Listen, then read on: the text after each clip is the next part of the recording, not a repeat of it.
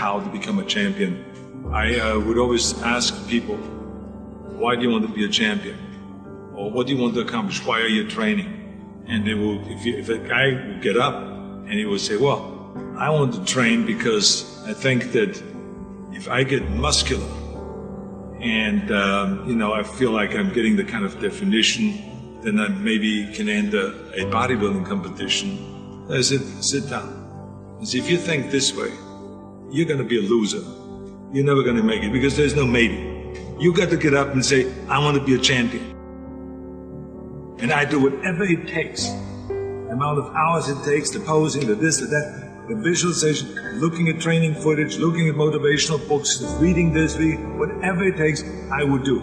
That's the answer I want to hear from you. You can detect right away those that are going to be shaky and that will fall behind and they will not go all the way, and those that are very hungry. And that hunger you have to develop because you have to create a goal for yourself, whatever that may be, a short-term goal and a long-term goal. And you got to go after that. And if you do not see it, and if you do not believe it, who else will? Experiencing pain in your muscles and aching, and just think go on and go on and go on, and this last 2 or 3 or 4 repetitions, that's what makes actually the muscle then grow, and that divides then one from a champion and one from not being a champion. If you can go through this pain barrier, you make it to be a champion. If you can't go through, forget it. And that's what most people lack, is on this having the guts to go in and just say, I go through and I don't care what happens. It aches, and if I fall down, I have no fear of fainting in a gym, because I know it could happen. I threw up many times while I was working out, but it doesn't matter, because it's all worth it. Everyone has a problem with time, but the day has 24 hours, and we sleep 6. Now, I know there's some out there that say, whoa, I need 8. Well, I say just sleep a little faster. Because the bottom line is we have 6 hours of sleep, 24 hours are available, so you have 18 hours now available to your work, your family, your hobbies, and also to learn something new or to do something new, which could easily be that you want to learn a new language, or that you want to read as a New Year's resolution, I have to read a book every week, or you say, I'm going to go and reshape my body. So you're going to go and take this hour out of your schedule and say, I'm going to train an hour every day. So this is for most people a huge challenge, but it is totally doable, I can tell them, because the kind of things that I did when I came to this country, I went to school, I was working in construction, I was working out my 5 hours a day. I was taking acting classes from 8 o'clock at night to 12 midnight. I was doing all of those things.